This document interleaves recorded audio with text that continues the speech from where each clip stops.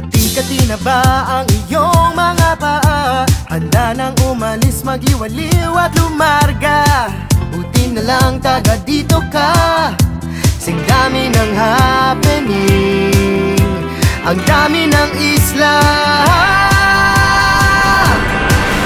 It's more fun in the Philippines. Bakit palalayo? Sobrang swerte kaya ng tsinelas mo. Nakatapak ka sa paraíso.